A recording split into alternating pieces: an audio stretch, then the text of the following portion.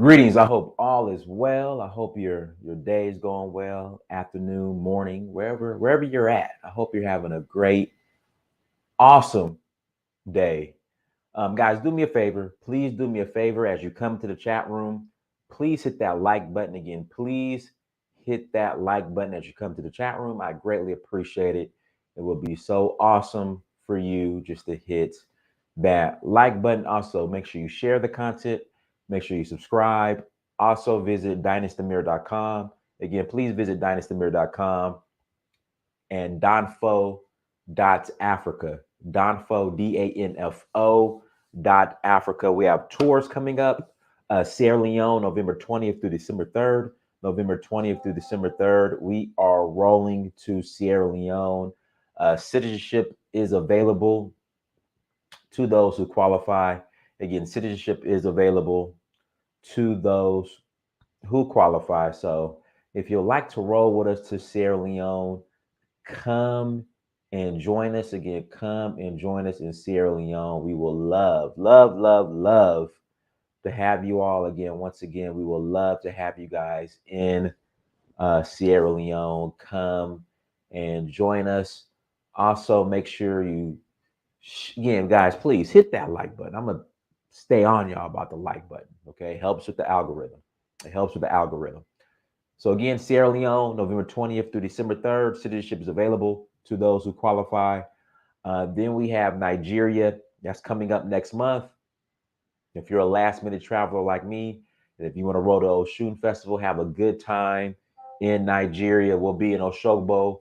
We'll be in Oshun.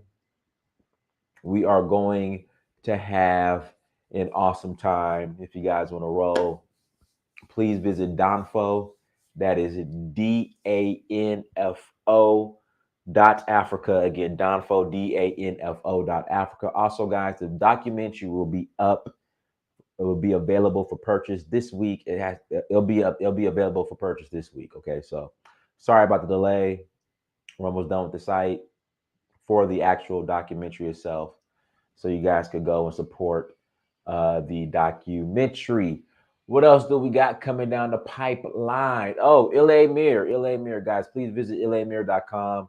Grab your gear. People are always asking, Dynas, where do you get your gear from?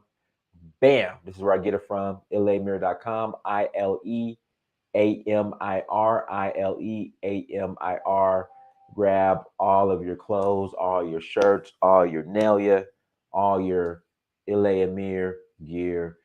Go and grab it. We really appreciate and love, love, love, love, love, love, love the support. Again, we will love the support. What else do we have here? What else do we have here?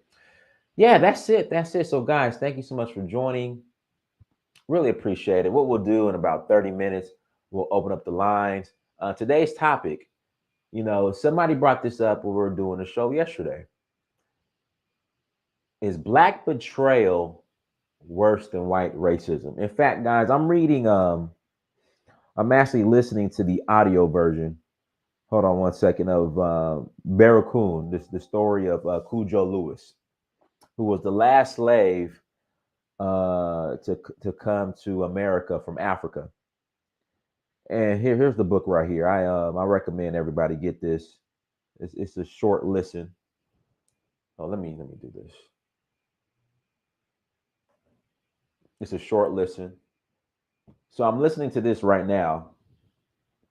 It's by Zora Neale Hurston, and she was interviewing Cujo Lewis.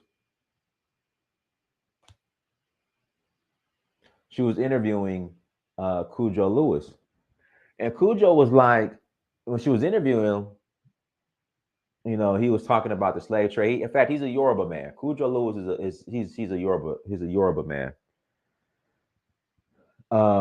Yoruba man. The Home and the Yoruba Oyo Empire, they were at war with each other. So I guess during the war, he got kidnapped and he got sold into slavery.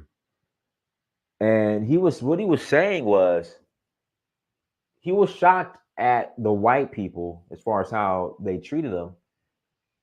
But he said he was even more shocked and really hurt because it was his black brothers and sisters, or the people that looked like him, who marched him out to the boats, who captured him and sold him to the white people. That's what he said. He was like, he was just hurt. He was more hurt that it was people that look like me and you, black folks, Africans, fellow Africans, who captured him and marched him to the boats and sold him to white people. Yeah, we'll get into that later. The black senators twerking for votes. It's just it's a cluster. You know what? In fact, let me write that down.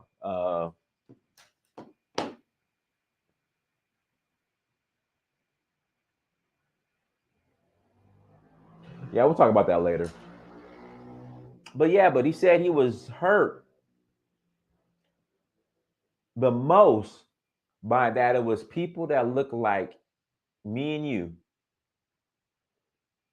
black folks, who captured him and marched him to the boats. So he's like, he wasn't surprised by the white people, but he was more surprised. I mean, he was surprised by the white people and he was hurt, but he was more hurt and more surprised that it was his own kind. It was her own kind who marched him, I'm sorry, who captured him and sold him and marched him to the boats. So that's it's called Barracoon. This is the name of the book right here. It's on Audible. Barracoon by Zora Neale Hurston. I'm listening to it. It's a good read. It's a good read. I've actually been, in fact, I have video of it. I have video of it on my page. I went to Africa Town. So where he was brought to Mobile, Alabama by his owner. And they have the Africa Town is where pretty much the last of the slaves who came to America. Yeah, I do need to charge my phone. I do need to charge my phone. Pretty much the last slaves who came from Africa,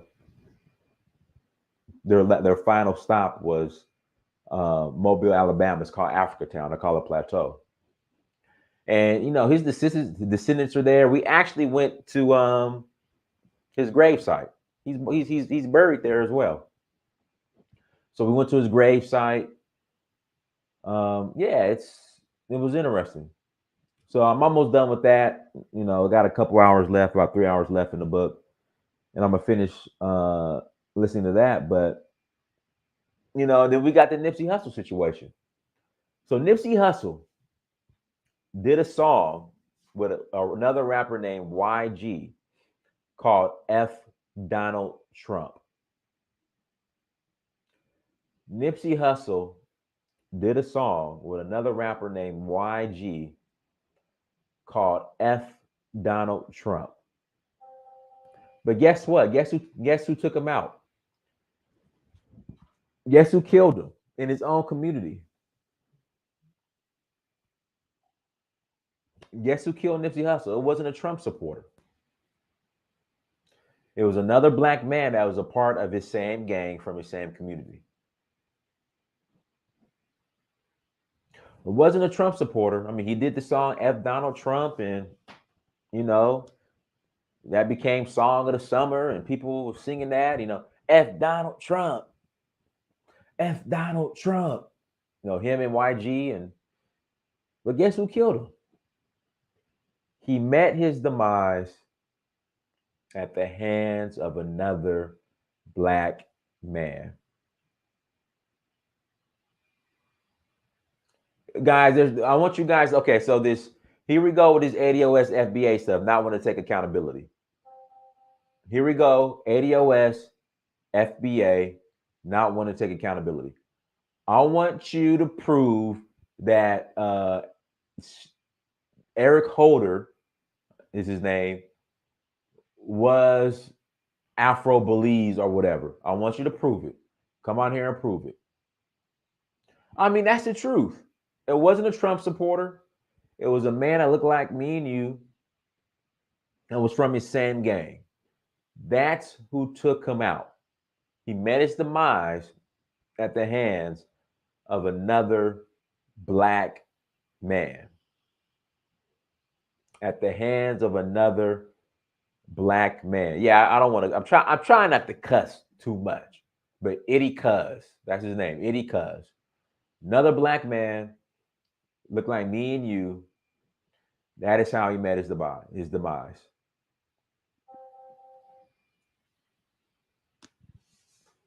No. Hold on, Alan. Hold on. See, this whole FBA ADOS stuff is so confusing. Because on one hand, in California, if you want to claim reparations, as long as you have one parent, at least one parent who's, I guess, FBA, you're considered FBA. So Nipsey's mom was FBA. So technically, he's FBA. Then you got these other group, FBA, ADOS, who really aren't moving anything forward, who pretty much are good for arguing on Twitter and Clubhouse. You know, on one end, both your parents got to be FBA, ADOS. Then on the other end, if just one is FBA, ADOS, you're good to go. So I don't know. It's all over the place. It's all over the place. We're not gonna worry about it. But per California, in order to be eligible for reparations from California, you got to have just one parent. So the mom is FBA. So technically, under California law, well, not law, but for the upcoming reparations debate or whatever, Nipsey Hussle is FBA. So we're just gonna leave it alone. But again, they like to pick and choose who's FBA and who's not, and we're gonna move the goalposts here and move it there. It's just like I said, it's just strictly for comedy. It's comedy. It's comedy. That's what it is. It's uh, purely entertainment. But anyways, it was Eric Holder, a black man, a person in his own gang, who assassinated him. And then Lester, let's pull this up real quick. I want to pull this up.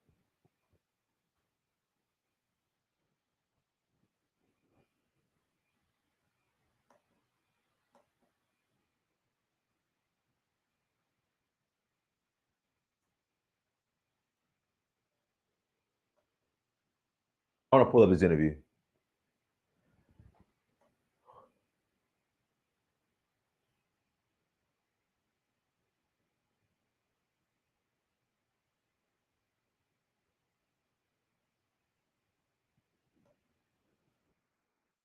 This guy right here, this traitor.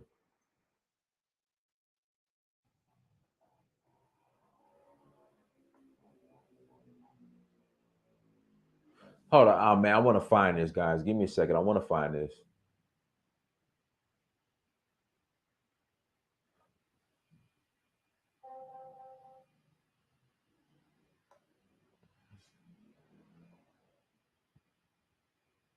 This guy right here, man. I mean, guys, it's sellout culture is just synonymous with black culture. I mean, just the amount of selling out we do. I mean, the amount of selling out black people do. It's just it's. I don't know sometimes.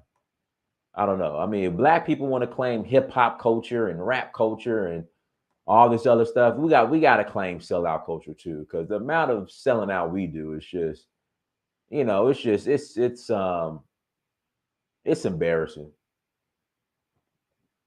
Again, the amount of selling out we do, it's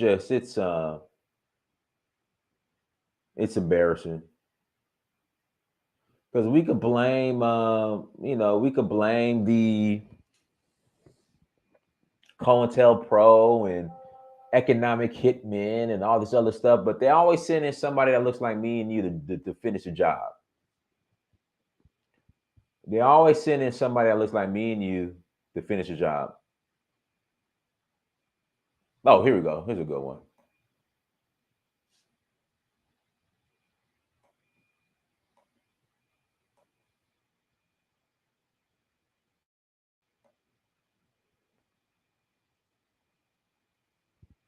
Hold on 1 second. Let's do this.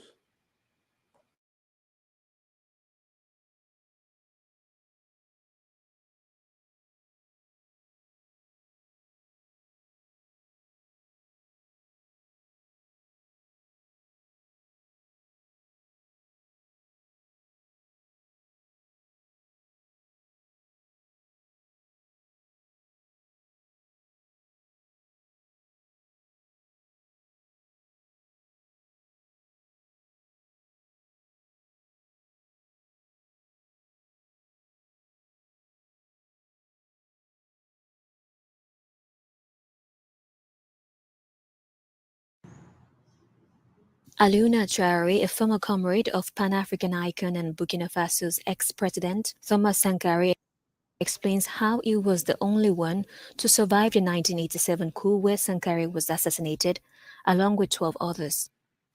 34 years on, the perpetrators are finally scheduled to be tried on Monday in Ouagadougou. Nous avions réunion dans cette salle autour de... We had a meeting planned in this room around 4 p.m. The comrade president arrived last. We were waiting for him in the meeting room here. And as soon as he arrived, the meeting began. So we started the meeting, and I had just been sent to Benin for a mission. I had the floor. I had just enough time to say I left Ouagadougou and started my report when we heard shooting from outside and someone shout in a rather strong tone, "Get out! Get out!" So after these orders, the comrade president got up, adjusted his clothing, and went out that way with his hand up. He was shot at point-blank range at the entrance to this room. Traore hopes that at the trial, the truth finally gets told about Sankara's assassination, but he accepts it will not be able to restore the dreams he had for Burkina Faso. C'est que la vérité soit dite, la vérité selon laquelle The major expectation I have is that the truth finally gets told. The truth that a group of men, and particularly President Thomas Sankara, was murdered for loving his country. If the trial could allow us to establish this truth. Ex-President Compaore has long denied suspicions he organized the murder of his former comrade in arms, but throughout his long years in power, Sankara's death was always taboo.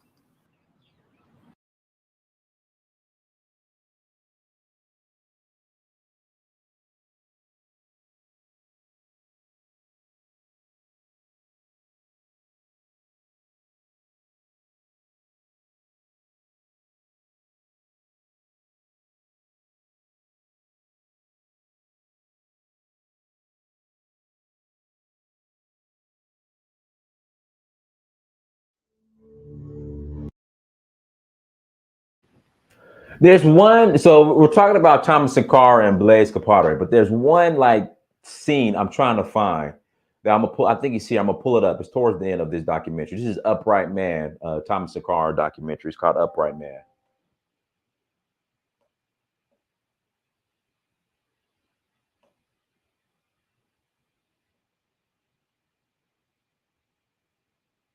Et si propre.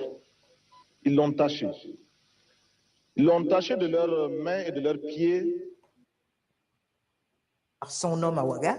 Et donc, il était clair qu'il avait désigné déjà Blaise, et c'est même lui qui lui a présenté son épouse actuelle. Et donc, Blaise lui doit beaucoup.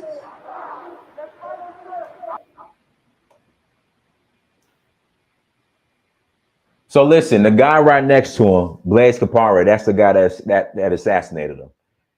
And the lady just said that Thomas Sankara introduced Blaise Compaore to his wife. So the guy right there next,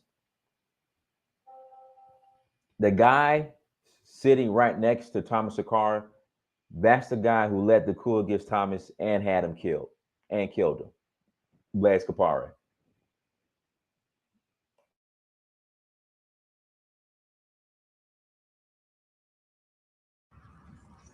Et l'homme qui était chargé du lien, du contact avec le président Houphouët-Boigny, c'était Blaise Compaore. Et il est apparu assez rapidement que c'était son dauphin. Il n'aimait pas du tout Sankara, qui était un homme incontrôlable, imprévisible, dans un pays où il y avait quand même, avec lesquels ils avaient beaucoup de liens de subordination, certes, puisqu'ils considéraient que les Burkinabés, à l'époque, les Voltaïques, étaient là pour travailler pour les Ivoiriens, mais raison de plus pour contrôler un peu la situation là-bas et avoir son homme à Ouaga. Et donc, il était clair qu'il avait désigné déjà Blaise, et c'est même lui qui lui a présenté son épouse actuelle. Et donc, Blaise lui doit beaucoup.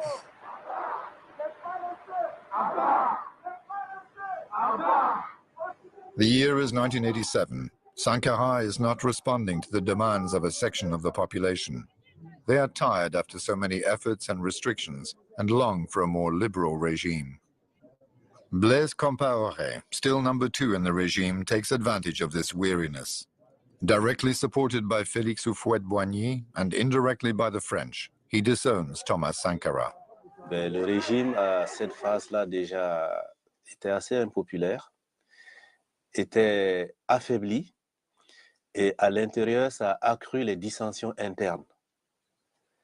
Et il y avait un climat de méfiance assez développé entre les différentes tendances et fractions au sein du pouvoir, qu'on pouvait résumer en 2 grandes tendances pour aller vite.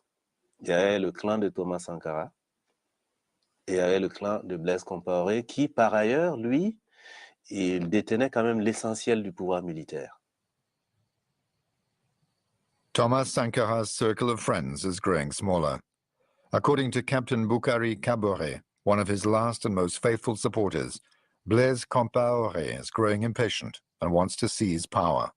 Moi, j'avais demandé personnellement à Thomas la permission là, justement, de mettre de l'ordre, c'est-à-dire d'arrêter le capitaine Blaise Compaore, parce qu'il a de fomenter justement son assassinat.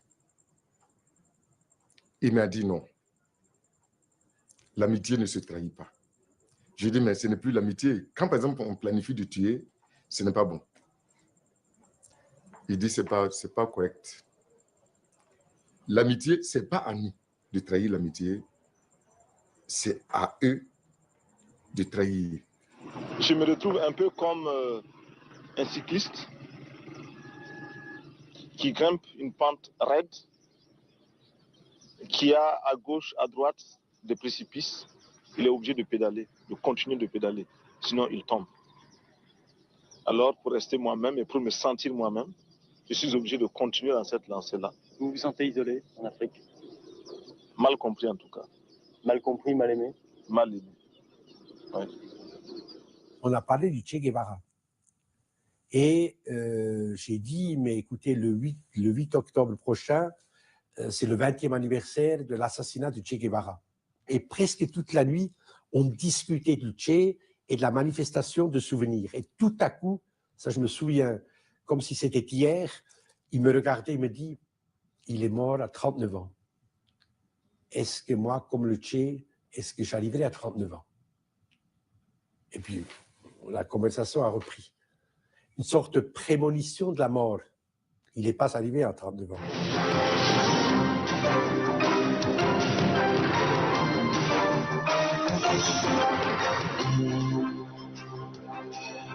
L'Afrique, à nouveau secouée par le démon du coup d'État. La nouvelle a été confirmée ce matin à Ouagadougou. Thomas Sankara, ancien chef d'État du Burkina Faso, l'ancienne Haute-Volta, a été tué hier lors de l'attaque du palais présidentiel. Thomas Sankara, un président pas tout à fait comme les autres. On the 15th of October 1987, Thomas Sankara is taken by surprise at a meeting with a dozen collaborators. Members of Blaise Compaore's personal guard rush in and open fire. Sankara's body is cut to pieces. He is buried at night, in a hurry, like a dog.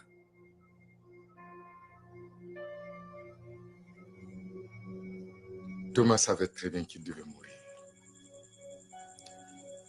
Et je pense qu'il a accepté le suicide Parce que quelque part aussi, ça fait une grandeur.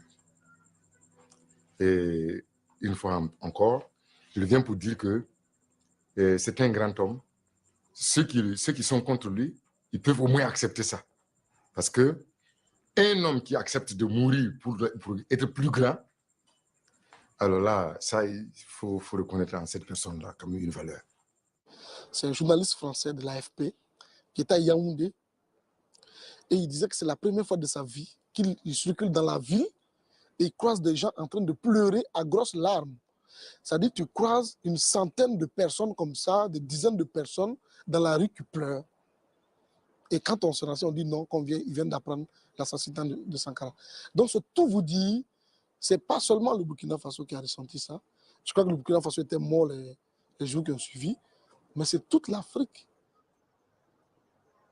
The next day, Blaise Compaore appoints himself president. For the international press, he tries to exonerate himself from the death of his best friend. Vous avez des regrets? D'avoir perdu un ami, bien sûr. Et un regret aussi qu'à un moment de sa vie, il ait pensé à nous liquider. Dommage.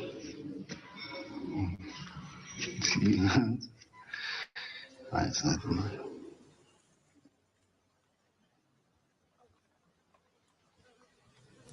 And I remember at that time, there were two very good friends, Thomas Sankara and Blaise.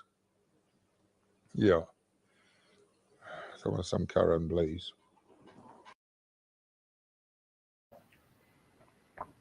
Yeah, so, you know, again, it's just a sellout culture in our community. I don't know. It's just a sellout culture in our community. From Africa to here in America, you know. Yeah, I think he's laying low in Cote d'Ivoire. I don't know what it is with Cote d'Ivoire. Like all the African coons leaders, all the coon African leaders, they go hide in Cote d'Ivoire. I don't know. It's just because, you know, the president that he brought up, the Felix, that was one of the Cote d'Ivoire. He was the Ivory Coast president. I think the first Ivory Coast. Well, not the first, but he was a president of the Ivory Coast of Cote d'Ivoire. Yeah, man, it's just all these sellout African leaders. They go to Cote d'Ivoire and are welcomed with open doors, open arms. It's.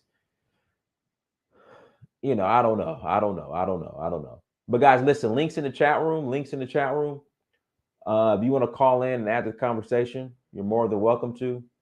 If you want to call in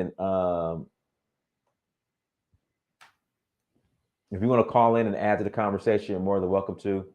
Guys, do me a favor. Once again, hit that like button. Do me a favor. Hit that like button. Ivory Coast always the French base against Pan-African leaders. Yeah. I don't know what it is about Cote d'Ivoire, man. If you are a sellout African leader, you retire in Cote d'Ivoire. That's where you retire. If you are a sellout African leader, you go retire to Cote d'Ivoire.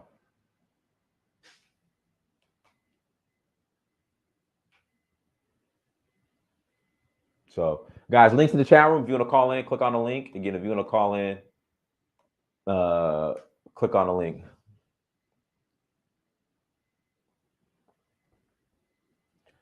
Again, if you want to call in, click on the link.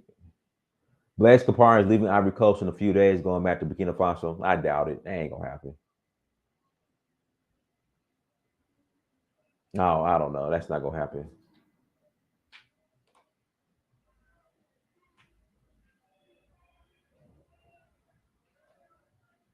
Uhuru Kenyatta said he will go to France when he retires. Okay, good for him, I guess. Good for him. But links in the chat room. Lion King, call in. You think? I don't think they're not gonna allow it. Listen, they're not gonna allow that. Macky Sall get a third term? Nah, they'll. In fact, let me text my people right now, Senegal, and ask them. But they'll burn that place down before they allow Macky Sall to pull that off. They'll burn that place. They'll burn Senegal down. And Senegal is a beautiful country. Senegal is an absolutely beautiful, beautiful country. But like I said, they'll burn Senegal down before they allow that to happen. Mashan, Hey, what's up? Hey, what's up, Dynasty? What's up, Dynasty? What's up, Mashan? Yeah, it's good that we tap on this subject because there's that curse again. To get to the root is why this keep happening. Like, I don't understand it. This is going for even before I was born until today. Now, I know I've had some personal experience of backstabbers and sabotagers in my life for real. And I ask till this day, why? I mean, it's holding us back as a people. And how is it that the other man, they're not getting murdered like we are? So to me, this is so much spiritual than anything else. Anytime we take one step, it's like we push back 5 more steps. So we got to take a stand. That's all I'm saying. We got to really check out everybody before we make a move to really set us free, because it's not a one person. This is not like a one person thing. It has to be a nation of us. It has to be many of us to come out on the other side with victory. So the only way to do that is, and plus you can't they say you can't tell your right hand, what your left hand is doing.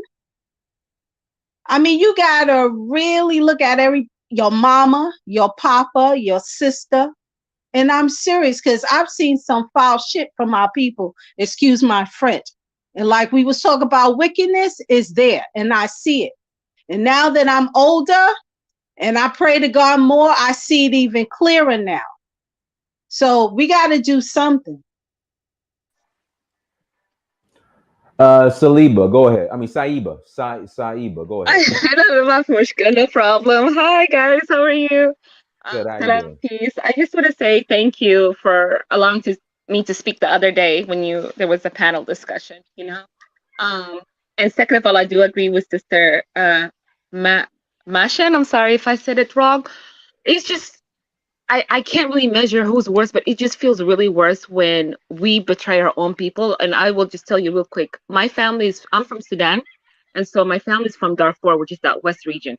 Till today, since 2003, we cannot come together as tribes or anything like that to defeat the Arab descendants. I won't call them Arab, but Arab descendants, which they are about 39% of the country. They're the ones who hold the wealth, they hold the economics. But it's not because they're smarter than us. They know how to play with us like puppets, with strings and puppets. So I think unless we all unite as a Black race, if you're Black in Africa, Black in America, Black in South America, Russia, Australia, with Aborigines, we all suffer. All Black people suffer around the world. It might be differently, but we suffer. We still suffer. It just feels really bad when it's from us, because I feel like one Black person might see that they are better than the other, or they have more leadership than the other, and that makes us compete against each other instead of coming to each other. And another example I could give you, because my family's from Darfur, which is the western region of Sudan, that we sell our own people to get power. And this happened. I come from a line of Sultan, which is means the leader of a tribe. My great grandfather was in 1932. And what happened is, because he was a good leader, he was against corruption. Mind you, at that time, the British were still colonizing Sudan. And because he was against corruption, and he wanted to have a federal state and have justice, for that region, his blood brother, which is my great grandfather, sold him And for some reason, he didn't win the election, and he didn't, for some reason, he just didn't get the leadership. It was the other brother who was corrupted. Of course, the other brother who was corrupted got help from who? Not by himself. No, from the outside. So that's all I have to say. So I'll let someone else talk. Can you hear me? Can you guys hear me? Can you hear me? Yes. Are you related to Sadiq El Mati? No, I'm not related to. I'm from Darfur, from the west. So I'm not related to him, but our people helped him a long time ago to fight against the British. I can't remember the year, but it was in the 1800s, Al Mahdi. So, that would have been his grandfather. Yeah. The first Al Mahdi in the 1800s. Yes. All right. Yes. Our people were the ones, the warriors. He needed us, the warriors. And what we got back in return from people from Darfur is genocide, killing and taking our land. And there's gold, petroleum, animal, livestock farming. We have resources, but they never give us credit because they see us as slaves. I'm sorry to say this, but okay. You guys said my mic is low. No, we still hear you. We still hear you. I still hear you. Okay. All right, no problem. All right, Al, go ahead, Al. Unmute yourself. Thank you. You're welcome. Al, unmute yourself. Al. Okay. All right, free game. Go ahead. Hey, you can hear me, Donnie? Yeah, you good. Go ahead. Hey, I just want to say this real quick, and it's a little bit off topic. Did you see that politician from New York, Tierra Mack, twerking for votes? Yeah, I'm gonna. I gotta. Yeah, I haven't seen it, but I've heard about it. Man, you gotta talk about that tonight, man. You got to, man. But yeah, that's it. That's all I wanted to say today. I'm gonna get off. Okay, cool, for sure. All right, Shock, go ahead, Shock. Yo, how you doing, my man? Huh? You hear me? I hear you. Go ahead. Yeah. Yeah, about the we're talking about traders, right? Yes. Yeah. I think the problem is every people as traders. The difference is what we do with ours. I've studied many of the people. Like when they see someone like talking to an enemy, they consider it a death sentence.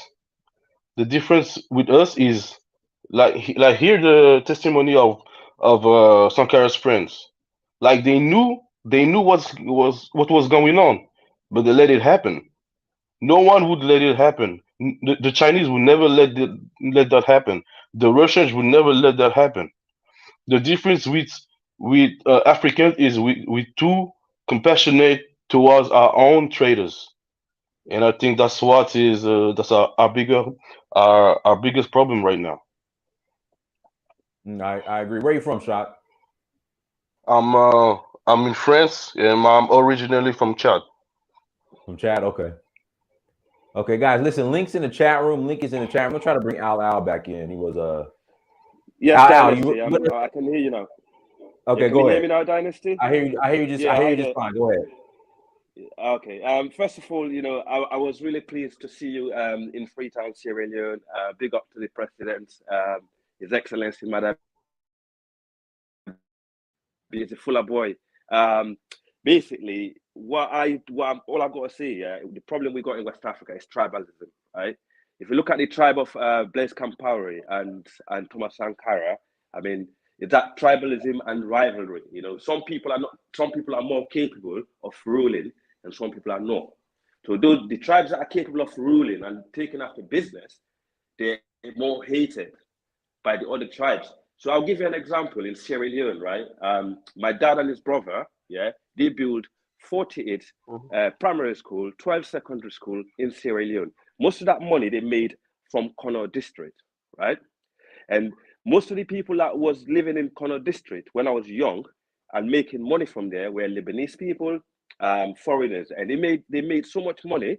And what they do, they take the money out, right? And most of the fuller people in Sierra, anyway, when you go to Sierra Leone, you see a lot of the fuller people there, they invest their money that they made locally. They don't take it out.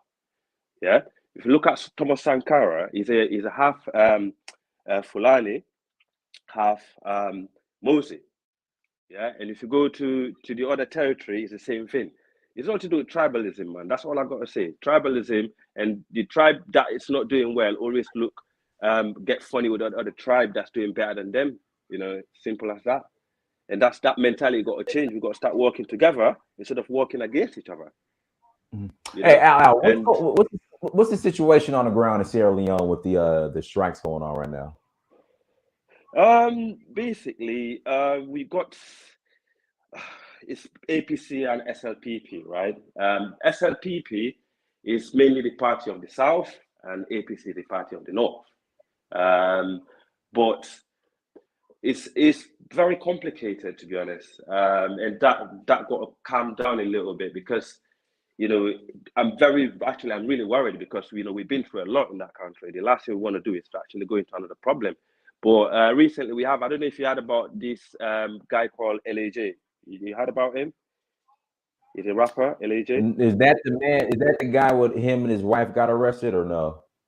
No, LAJ is a rapper. He's an artist. Yeah, he's a singer. He used to live in America, but he came back to Sierra Leone and he set up business. He got killed. He got killed, right? Did he get killed?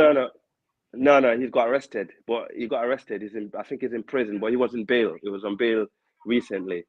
So I don't know if he's got back in prison or not. But no, he's not killed. He can't kill him. If anything happens to him, that country will go upside down, man.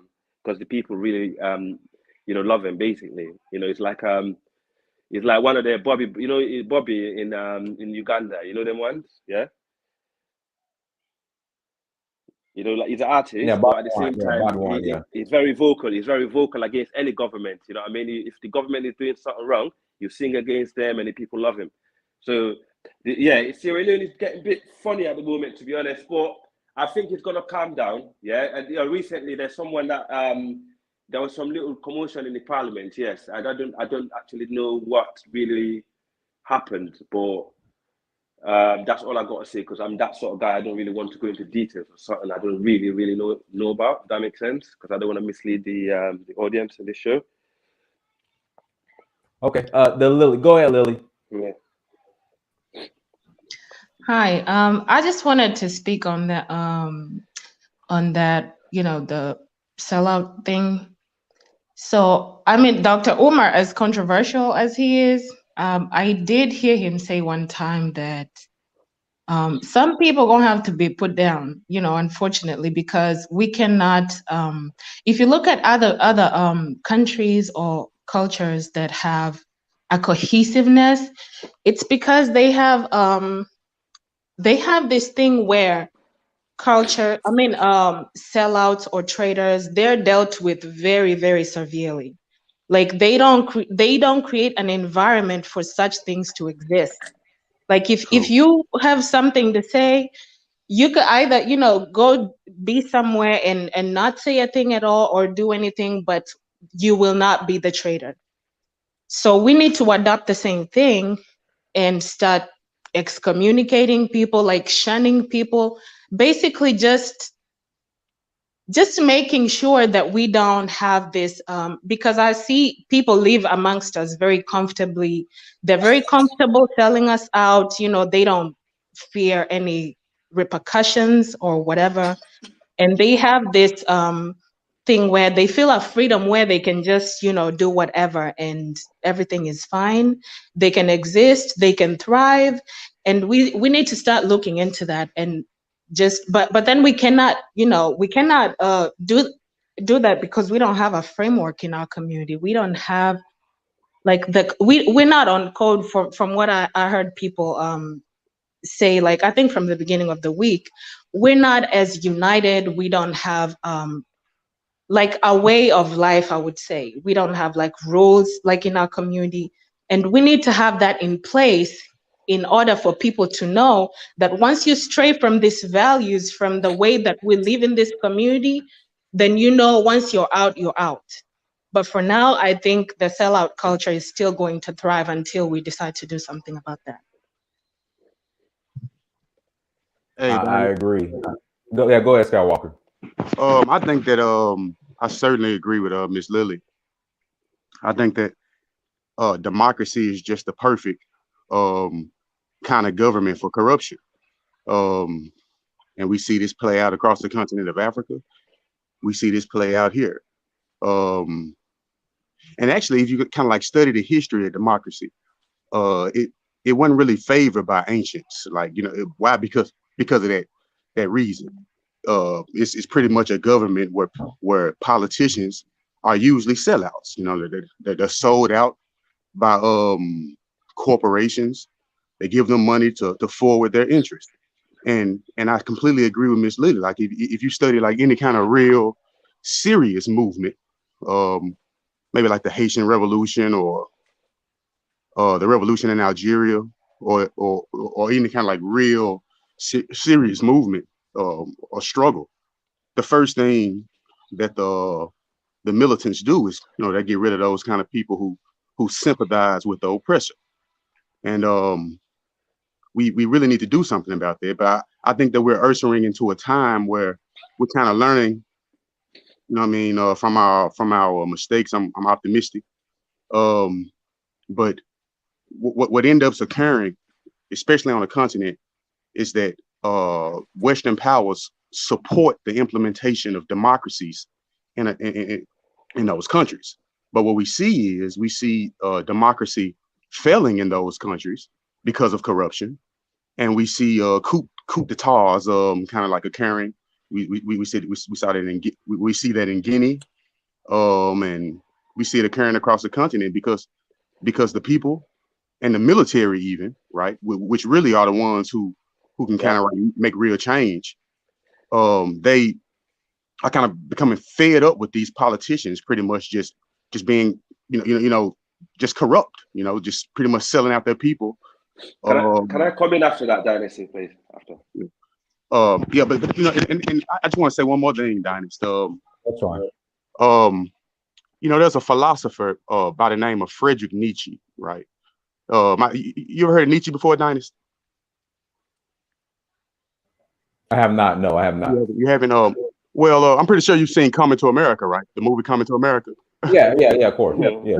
You know the part when they're sitting in their fake McDonald's, and Eddie Murphy's talking to the woman, and he says, "One cannot fly into walking." Oh, that's not me. That's Nietzsche.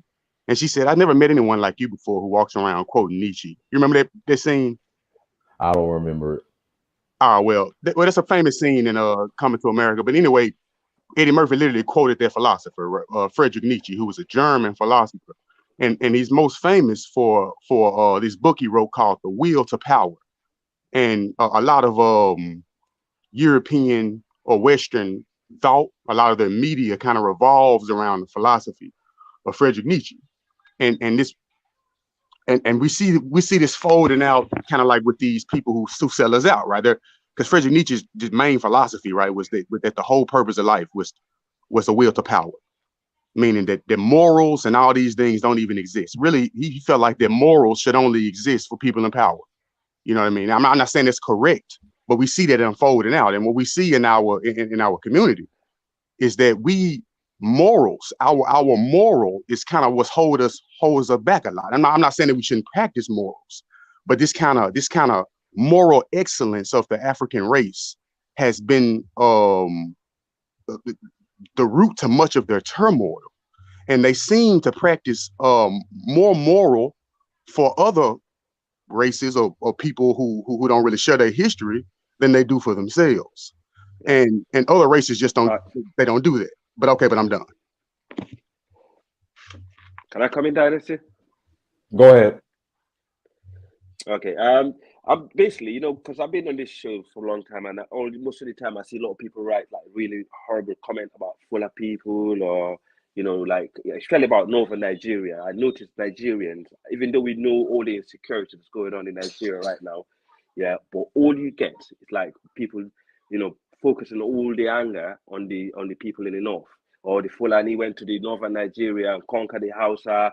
But what people don't understand is the people that are actually in northern Nigeria today are not only Fulani. They're not the only people that went there. You look at it, for example, Danfodio. Danfodio is actually half Fulani. It's not even full.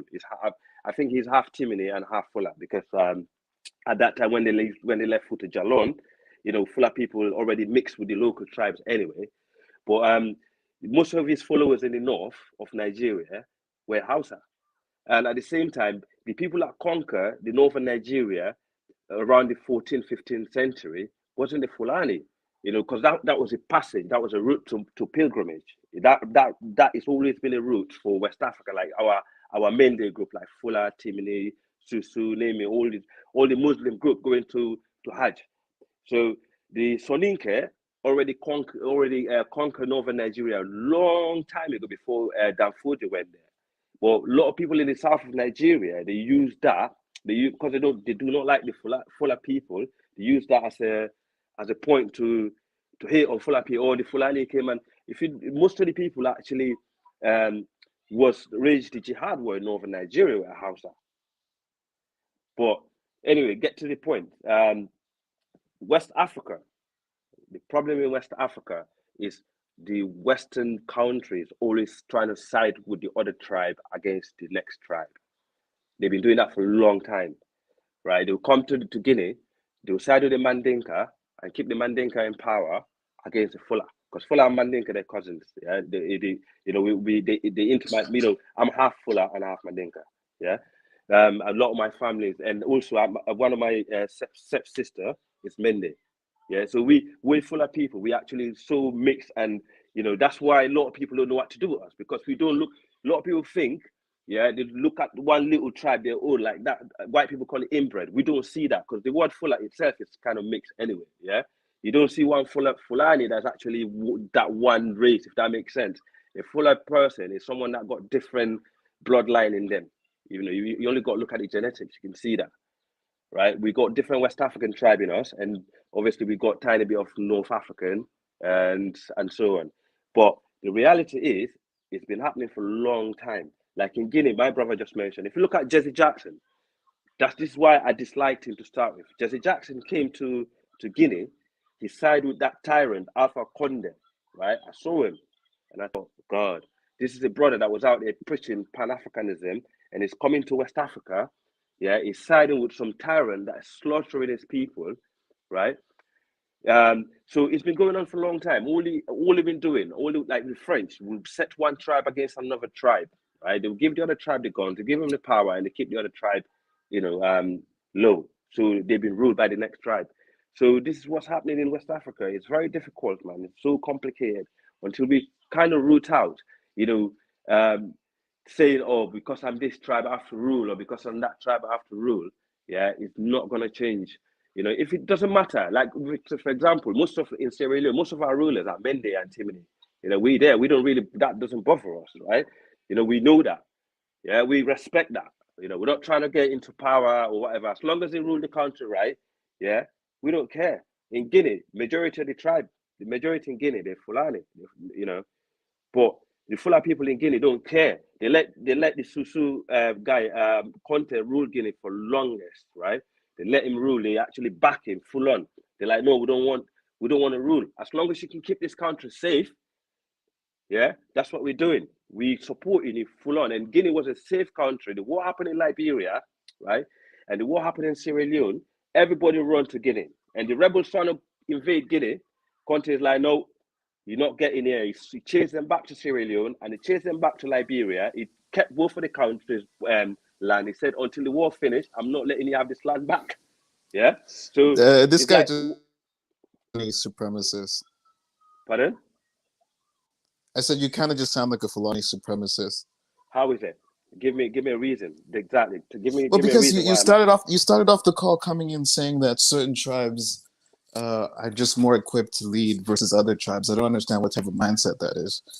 Right. Okay. The mindset of is what I'm trying to say is, if someone is doing the job better, regardless of their tribe, I don't care. Okay, but that's not what you said. You didn't say that. You came in saying, okay, all right. Inherently, I apologize. specific tribes are better. I apologize. All right. I apologize if you got that twisted, but that's exactly what I didn't get it twisted. I'm saying exactly what you said. I didn't twist anything. Okay. All right. No. Now you're trying to run. Stand on what you said. You specifically said. Yeah. You specifically said. You specific. Whose people? Which people? Which people? Which people? You don't even know where I'm from. You don't even know where I'm from. Yeah, go on, talk. Where you from? I already told you. I'm from Uganda. Okay, go on. I'm listening. Uganda. Okay, so what I'm saying is, what you were saying was specific tribes have better abilities to rule over than other If a tribes do. specific tribe have the ability to rule better than the other tribe, so be it. If a tribe is running the country, But a tribe is a collection of different individuals. You can't come in with a mindset like that. That doesn't make any sense. It completely defeats your argument of if someone does the right job, then they should get the job. I mean, why even bring up tribe? Tribe shouldn't even be a factor in it. It should be based on the individual. That's the reality of the land. You know, go. Don't tell me that. Tell the people that live in Africa that, because they're not going to listen. If they that tribe, they're going to want that tribe.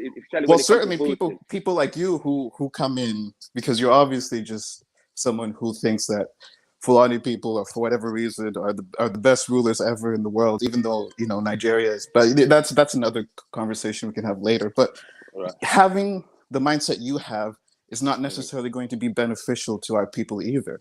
I mean, what I'm saying is you shouldn't even bring up tribe. It should just be whoever has the best ability to do the job should just do the job. Well, that's what I just said. Period. Well, yeah, but you didn't come. Well, you didn't come in like that. that. You just want to come up. You just want to come up with argument for no reason. I just said to you, if you got that twisted, yeah. No, it's not an argument for no reason. What I'm trying to say, it's an observation from everything you're saying. If a Buzundu tribe, for example, I'm just making it up, yeah, is a better ruler of the country, they're running the country well, and this country is safe and secure. So be it. But see, again, you're bringing up tribe. His tribe is irrelevant. But that's the reality of the game in Africa. You can't deny that, is irrelevant. His tribe is irrelevant. You cannot. You can tell me. You're doing double talk, though. You're doing double talk because hey, I agree. I agree with I agree with you know what I mean, both. Well, I agree with Kabaka. I think that we need to completely eliminate tribalism if that's possible. Now, and we should, like, when we use our language, we should try to, like, eliminate this kind of tribal bias that we might have. Thank you. That we might have by nature, and we should be very, very careful with our language. Exactly. Right? This man came in saying Fulanis are better rulers than etc. etc. He's just talking out of his ass. You're doing double talk. That's all you're doing.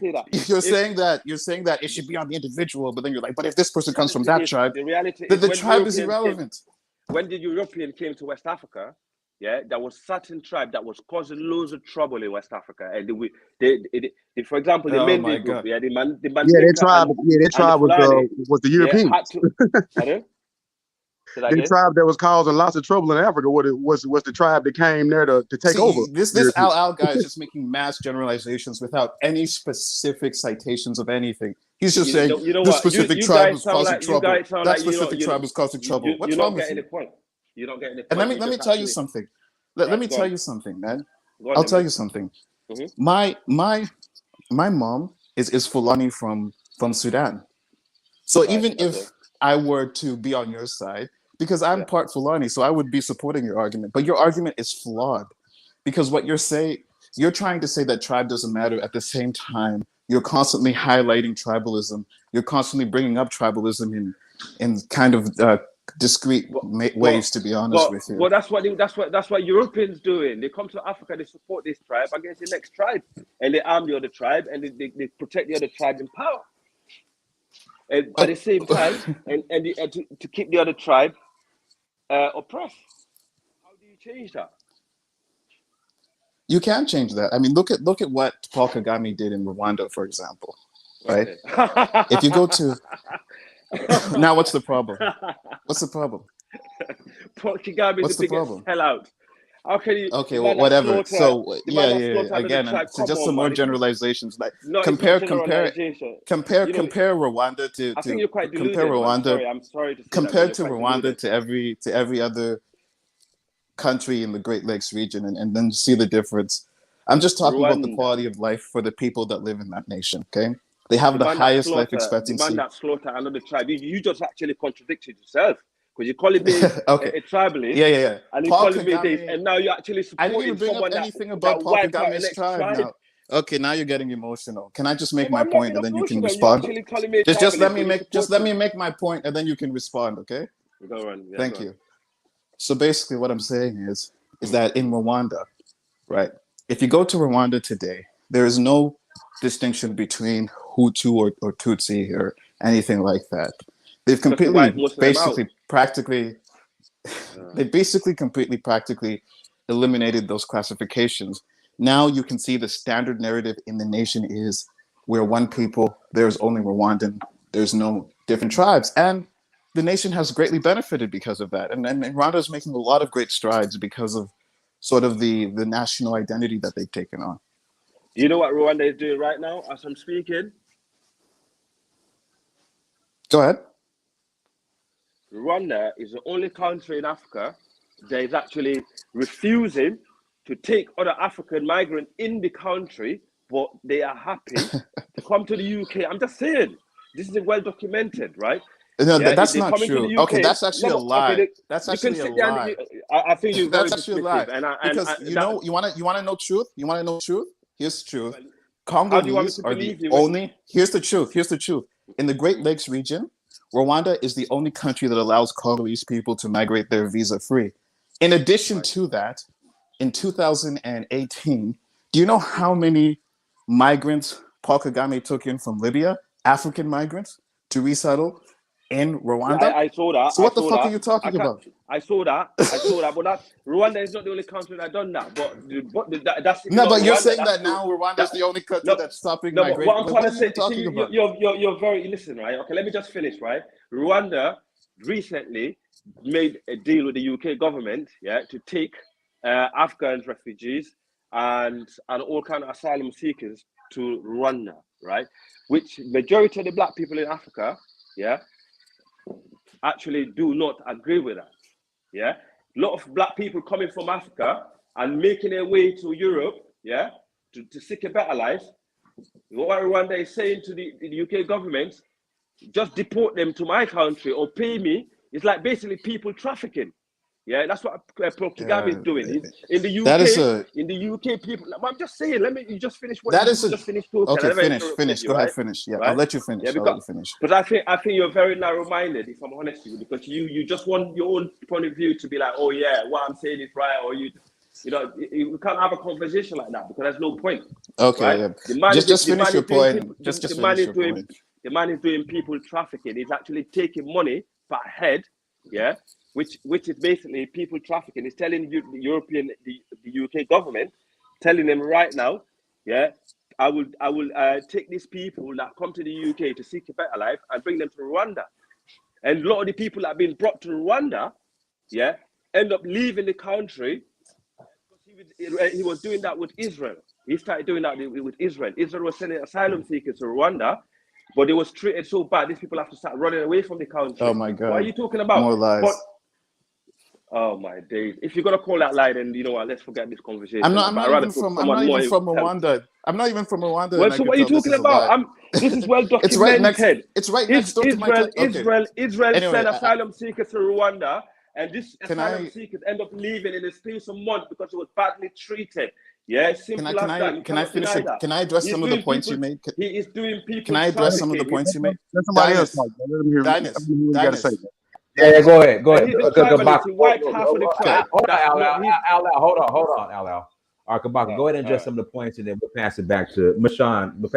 All right, cool. I'll finish really quickly because I know some other people want to talk. So, just going to address some rapid fire points you made here. First, the UK situation. So let's just look at this intelligently, okay? What's happening right now is we know there's a war happening in Ukraine, and right now, what the white British people are trying to do is trying to get rid of all of the non-white migrants that are coming into the UK to make some room for the Ukrainian migrants that are trying to make their way into the UK. And who is aiding that? Now, sell out Kagame. Okay, so yeah. Okay. Let's finish. Go ahead. Now, as far as the reasoning behind the deal that Rwanda made with the United Kingdom, I actually agree with it because the point is that you can do all the yelling and sell out call as much as you want. But the point is the UK was going to send these people back anyway. So at least Paul Kagame is offering them a landing place. And if you look at the deal, they're going to be providing these people with housing and the opportunity to stay in Rwanda if they want to, or to go somewhere else if they want to. I don't really necessarily see anything particularly bad about that. The only people I think who would deem that to be bad would be people who kind of believe in this fantasy that the West is superior and that Africans need to travel to the West for a better life instead of staying in their own countries to build up their countries and their infrastructures and their economies. So that's the only point I just wanted to make there. And as far as getting mistreated in Rwanda, I'm not even Rwandan, but I'm Ugandan, and we had our own problems with Rwanda. But one thing I can tell you for a fact is that the Rwandan government treats every foreigner that comes into their nation, as long as you follow the laws, because it's a lawful nation, treats them with respect and dignity. And that's just what I wanted to say. And you said he's actually really good with the other tribes. When you already wipe out the other tribe, everybody knows that. Yeah, he wiped out the other tribe. So what other tribe is going to be there? You only got one tribe. What tribe did he wipe out? What tribe did he wipe out? Tell me. The next tribe, I forgot the name now, but you got Hutu and Tutsi were in Rwanda, right? Okay, so you don't even understand the history of Rwanda. So no, let but me I tell don't. you, okay? I'm just saying. Okay, yeah. The genocide that happened, the 1994 genocide that happened, was the Hutu majority slaughtering the Tutsi minority. Paul Kagame is a Tutsi. He's a minority tribe in that country. So how is he going to wipe out his own tribe? That doesn't even make any sense. Right. So, and also you said I'm making up that Israel sent migrants to Rwanda and then. No, I wasn't making. I said you were making up that they were mistreated in Rwanda, which is just complete fabrication. But that's the report. That's the report that came out. You can't dismiss okay, that. So, okay. Right? Let's let someone else talk now. Are you telling me to let? Go ahead, Mashan. Go ahead, Mashan. What's wrong with okay. So I know the topic today is about infiltration, and I wanted to just speak on our leaders and those who love us, who's trying to make moves on our behalf for the next generation, how they always get knocked off the planet. And so one thing I know that I have noticed and seen, that sometimes, I guess if you're a leader or if you're in that crew, we put our guards down to people that surround us all the time. Like we don't expect them to turn their back on us or to set us up. And so to me, that is a habit, or now I won't say a habit, but something that we really need to stay conscious of and be aware that the enemy, you can't play with the enemy. They're not playing with you. They're going for broke. They're going for life. They're going for death. Exactly. And I guess through time, like as you're moving in the process of your moving and making things happen, sometimes you might put that in the back of your mind. Like, I'm gonna go local for a minute. So I was part of a group, an organization. I was one of the cabinet members, and I had two committees. Now, after I spoke after this person who I found out, he's still a leader, he's still on TV, that he had set somebody up in the past, like before I was born, or maybe when I was a child. But I always still looked up to him, and everybody kind of know each other, so we're like family. So as after I speak, and he comes on after me, but I end up sitting in the audience, and I notice that the topic I was talking about, one of the politicians came to him to hand him a check. And someone nudged me so I can see. So what I'm saying is that they doing shit right in front of your face. I was invited by another politician to speak at the same person's office. And they wanted me to say what they wanted me to say. But I went in and said much more. And when I got finished speaking, because I noticed when I was speaking, I started to notice the faces on these European faces when I was talking. They pulled me in the back like I was in trouble. Like, what? In trouble for what? Well, you was only supposed to say this, not that. And I said, I'm going to say what I want to say. You see what I mean? So after those two kind of incidents, and then something else happened where they didn't want to take a case, but I took the case and my people took the case, and we put it in the media because it was a death of a child. So after that, they I had a meeting for one of my committees, and then here comes a female because we was making moves. We was inviting people over to the office to have meetings so we could secure certain grants, so we could have housing for our people. And they was like delirious, and I didn't understand why they would be so upset.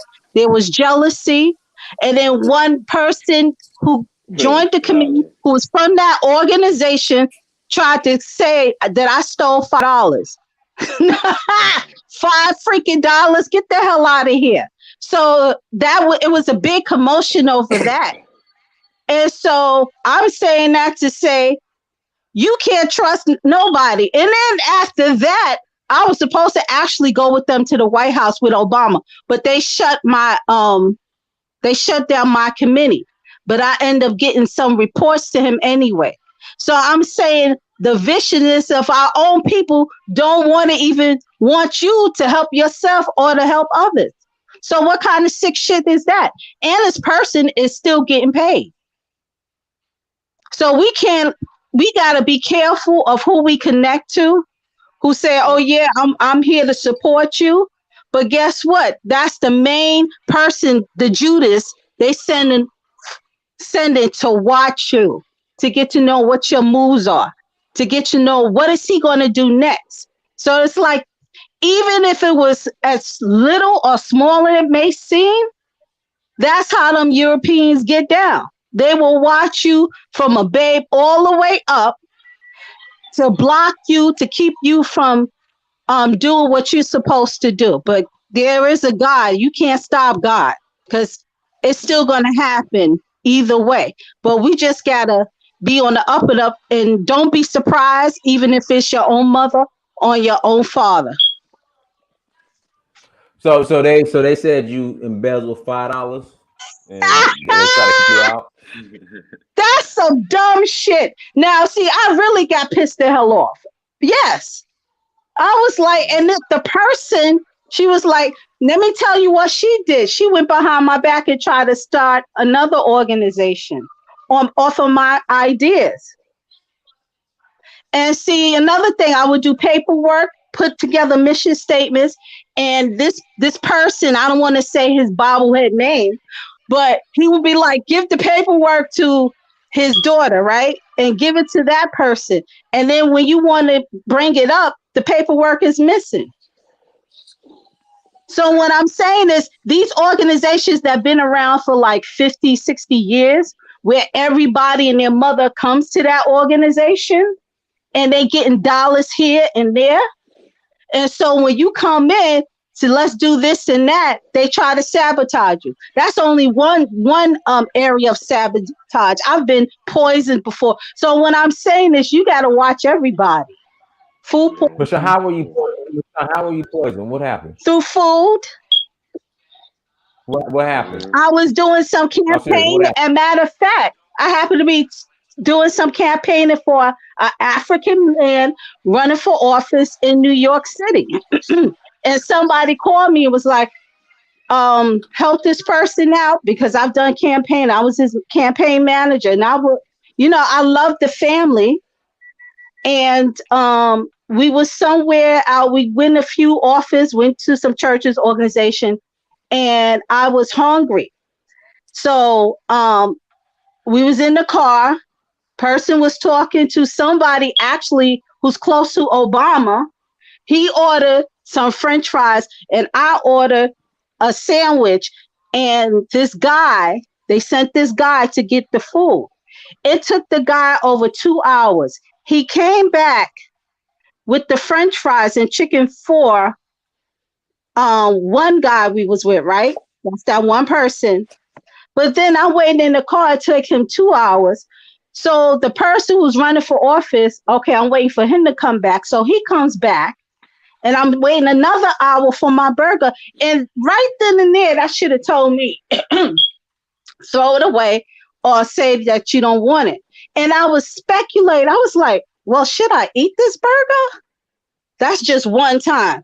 So I said, I don't think they would try to do something to you, but I was speculating. And I said to the person who's running for office wife, I said, you know what? He took 2 hours and she got out the car. She was talking to him for about a good another 30 minutes, holding my sandwich now. I eat the burger and I got very, very sick. I mean, really sick. And I didn't eat nothing that day because I was on the fast. And I said the next time I eat, you know how you go on fast and stuff? I got really, really sick. I went to the bathroom, got really, really sick. They was like, when I went to the bathroom, I'm not grossing you out. Somebody's like, well, what the hell did you eat? That it don't even look, smell, or sound right. And all I had was that one burger. So what I'm saying is that we got to be careful because you don't know who's going to do what to you. Somebody give you a drink of water. Come on, people dropping dead like the next day. There's all types of stuff somebody can poison you with. So we got to be extra careful. That's all I'm saying. For sure. Joe, go ahead, Joe. Unmute yourself, Joe. All right, so can you all hear me? Yeah, we hear you. Go ahead. Okay, so I want to respond to Kabaka, the way he really praised Rwanda. So I'm actually East African myself, so I know that country pretty much well. I'm just going to rush quite quickly on the history Where in East Africa are you from? I'm from Kenya. Okay, go ahead. Oh, that explains it. Yeah. So I'm going to rush quite quickly on the history of Rwanda prior to 1990, okay? So we all know how, your president Museveni helped put Kagame into power, how he invaded Rwanda in 94, and how they toppled off Mobutu, and how Rwanda basically became the doorway for them to go through to get the mineral resources in DRC to send it to the white man and to please them. Now, you talked about life expectancy in Rwanda to be high and all that. That's true, by the way, that's good. But the reality on the ground in that country is that there is no freedom of speech. Whether in the media or whether in the ground, there is no freedom of speech. Whatever you try as little as you can to criticize the government, you rather disappear, you're arrested, you're dead, or if you're lucky, you get to run away, okay? The second thing is that tribalism still plays a big part in that country. And in that country, it's the Tutsi minorities, predominantly the ones who came from Uganda, not even the ones who were in Rwanda, because they were looked at as traitors by the Tutsis from Uganda. The ones who came from Uganda who are benefiting in that country. Now, this Kagame guy has full support from the West. He's such a tyrant and a dictator. So there is so much fear in that country. You can't talk against anything against the government or him. And so, of course, the media, especially the Western media, they will tell you that place is paradise, it's heaven, they're getting all this. And it's pretty much sad that that country is basically developing and doing well in the hands of spilling blood of their neighbors in DRC. Excuse me, I just have to be as open as I can. But Rwanda, to be honest with you, is not the best example that can be displayed as a good, how do you call it, a good democracy for Africa. So Joe, are you finished? Or do you have some more? Doing way better than many, though. Wait, I just want to respond to Joe. Okay, I'm not finished, but just respond. Okay, go ahead. Yeah. Okay, cool. Yeah.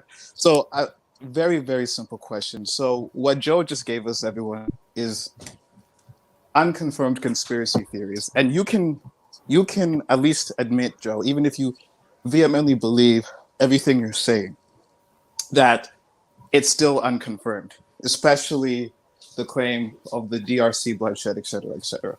Can you at least admit that, Joe?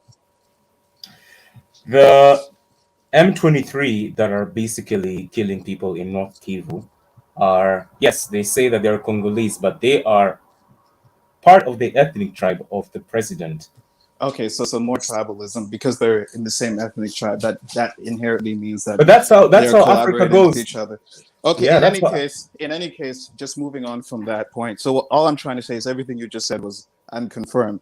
Now I'm just going to ask you a very simple question because I was in Kigali last week and I was also in Nairobi a couple of months ago. Let me ask you a very simple question, just as far as how the country is run. Okay, I was able to walk late at night, midnight, through the city center of Kigali with my backpack that had my MacBook Pro inside of it, right? Without any fear of being robbed. Can I do that in Nairobi? It depends which part of Nairobi you're in. Can I do that in Nairobi? Come on, just be honest, Joe. Let's be honest here. That's Could I do that in Nairobi without any fear of being robbed? That's what I'm saying. It depends in which part of Nairobi you're in. There's some parts, of course, that you cannot do that. Just so that the audience knows, the nickname for Nairobi is Nairobi because of the high crime rate in Nairobi. So this man is just standing here saying, "Oh, Kagame is a tyrant," this, that, and the third. If I look at the security conditions, if I look at the living standards, if I look at the quality of life overall, and just not even that, just the way that they even handled the COVID situation, the way that the government is organized compared to other countries in the Great Lakes region, how am I going to criticize Kagame any more than I would criticize Museveni and the so-called democracy of Kenya with Uhuru Kenyatta? And how could I even criticize tribalism when the tribalism in Uganda, Kenya, and Tanzania is 10 times worse than it would be in Rwanda itself? The fact is... You see, Kabaka, that's why I don't think you heard what I said before. The tribalism in Rwanda is tensed, you know? First of all, what those guys went through in 1994, in fact, from 1994, I think, to, is it 99, they don't want to go back to that stuff. They just want to move on and they want to live in peace. And even those that are opposing the government, they are so scared for their life, they can't talk against anything happening. I want to make something clear. There is tribalism. I'll let you finish. I want to make something clear. I'm not by any means saying Kagame is perfect. Obviously, there are things that he should improve on. But if I'm just looking at the tangible life for an average everyday citizen, Rwanda is right next door. I live in Kampala, and it's a shame. It's a shame the state that my capital city is in comparison to Kigali. Rwanda's population is only 12 million people. Uganda's population is 50 million. We're almost 5 times more than them. We have much more resources than them. We have much more human resources than them. But we can't even get our own city to even 5% of the level that Kagame was able to do in Kigali in like less than 30 years. We have every advantage, and Kenya as well too. We have every advantage in comparison. Well, Kenya's doing a little bit better than my country, but we have every advantage in comparison to Rwanda. We also have Western support. Like Museveni gets the most funding from the United States for his military, but that doesn't necessarily translate into a better, improved life for the average Ugandan. That's why I want to tell you. That's why I want to tell you that I also don't know where you're getting your sources from, but there's a lot of poverty in Rwanda, and even high unemployment rate over there. And just one more thing I want to add also is, Rwanda is the largest producer and export of coltan, but there is no coltan found in that country. Could you post the article where you found that, or the source that you found that? Because I've never seen that. I've never seen that across anywhere. But just to finish my point, and I'm not only coltan, even diamonds like gold. It doesn't have any of that. You could put it in the private chat. Yeah, put it in the private chat because I actually haven't seen that. I'm really curious to see where that source is from. But in any case, Joe, basically, I'm not saying that poverty doesn't exist in Rwanda as well too, but let's just look at the facts, Joe. I mean, like, Rwanda has made a lot of strides in comparison to a lot of the other countries within that region. As far as, I mean, I think like a couple years ago, they were working with this company to launch a satellite for just improved connectivity in their nation. They're doing a lot to make business easy in their nation. They're doing a lot to progress their nation. So although Kagame does have his flaws as well too, I can also say that he's done a lot for that country to push that country forward as a general leader in the Great Lakes region compared to where it was just like 25 years ago. You can at least admit that, Joe. Okay, yeah, I can admit that. I can admit that. But doing all that in the hands of sacrificing other people, I mean, and this whole DRC thing, the thing is, don't think that the leaders in the DRC aren't benefiting from that as well. Corruption in that country is rife, as it is in every other. Hello? Sorry, so we can't just, can you hear me?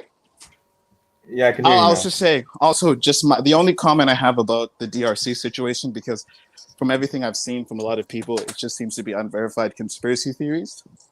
But as far as the claim of Rwanda or even Uganda stealing resources from the Congo, I'll just say, just look at Kabila's track record and look at the current president's track record. Look at the Congolese leadership and how they allow Western companies, Rwanda, Uganda, whoever you want to say, to just go in there and exploit that nation for their own personal financial gain. Basically, the point that I'm trying to underline here is that it is disingenuous towards the Congolese people for us to try to shift blame to people outside of the nation when the majority, and honestly, a big cause of the issues inside Congo comes from its power structure and the people in power within that nation that allow people to go in that nation and exploit not only its resources, but its people. And that's the only point I wanted to make about regarding Congo. If you can show to me everything you did say about Kagame. Yeah, I'm actually searching right now, and then I'll put it in the. But you can put it in the. You can put it in the private. Yeah. Yeah. All right. Shot. Go ahead, Shot. Guys, do me a favor. Hit the like button, everybody, right now. Take your index finger. This is your index finger, right? Yeah. Take this finger and press that like button or whatever. Go ahead, Shot. Yeah, but even if it was true what he says about Kagame, like he's exploiting Congo's resources, you prefer for Switzerland to exploit it or for China to exploit it? Like no one does anything with it, and when it's an African, he's doing this, he's doing that. It's basically doing the same thing as foreign powers that's not African. So it might as well be him to exploit it and develop his country. My brother Shock. I'm sorry to interrupt you. I'll let you continue. I just saw a disturbing comment in the chat. Just want to go to Z. Z, what crimes will I pay for? And I'm not lying. I am a Ugandan. All I'm doing is just pointing out that Kagame has improved his country compared to where they were before. Okay, go ahead, Shock. Sorry about that. Yeah, but like I understand, like it's not perfect. No one is perfect. I know it's flawed. I know there's some collusion with Western power, etc. But the most important thing is the end goal. And when I compare Rwanda to other countries, they're doing way better than most other African countries. So that's the main thing we should focus on. That's all I wanted to say about Kagame. Hey, what you fighting? So Kabaka, let me ask you a question. I mean, Kabaka, let me read this comment. Jerry Fiala, a geologist and miner, worked in Rwanda since 2003, told the arbitration case that he agrees with Bayview's estimate that 90% of all coltan exported from Rwanda originates in the DRC. What are your thoughts on that? Yeah, I think that could be very much of a possibility, especially since Rwanda is sharing that Kivu region with Congo. And one thing you'll also find if you're familiar with the area is that Kivu province in eastern Congo. A lot of those people are from the Bag in Rwanda language group, so they share a similar ancestry with the people of Rwanda and Burundi in terms of even their language. So I could see that being a possibility of since the people are similar, it would probably be easy for Rwanda to get in there. I also want to say what I said before, like if people can prove to me that Rwanda is stealing resources from Congo, then I can definitely condemn Kagame for that. That's not my argument. I'm not here to die on the hill for Kagame. I'm just saying that as far as what I've seen, actual tangibles given to the people, he's really improved the lives for a lot of the people there and has done a lot for the reconciliation process for Rwandans. Yo, Dynas, can I just ask Shock a question? Go ahead, Joe. Yeah, Shock. I didn't really get what you were saying. So you were saying because it's not Switzerland or China that is stealing from Congo, if it's a fellow African, we should be cool with that. I didn't get your point. I'm not saying we should be cool with that. I'm saying I prefer for an African leader to exploit African resources to develop his own country, rather than them resources going to foreign land. Why? And people are dying there. Why? It doesn't make sense. Because they're dying anyway. By the end of foreign Western white powers. So it's fine for fellow Africans to kill them. Joe, what I'm saying is it's not fine. It's better. No. I'm asking Shock. So if it's fellow Africans doing it now, it's okay. It's fine. Yeah, if it goes to the development of Africa, I prefer it over the development of France or Germany or Switzerland. Yeah, Joe, but it's developing Rwanda. Wait, it's developing Rwanda, and it's just making Congo DRC more worse. You're not making sense, bro. Joe, they're not doing good anyway. Congo is a hell That's anyway. The question to ask. It has been for years. Why isn't it doing good? And for information, those resources are not developing only Rwanda. They're developing also the West. It's a deal.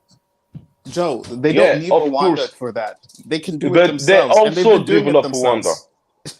Shock, where are you from, Shock? If you don't mind me asking. I live in France. I'm originally from Chad. Both parents are from Chad. Which I did you in the Chad. Listen, now imagine if DRC invades Chad, killing many Chadians, and then taking the money from Chad, developing DRC, and sending it to Europe and America.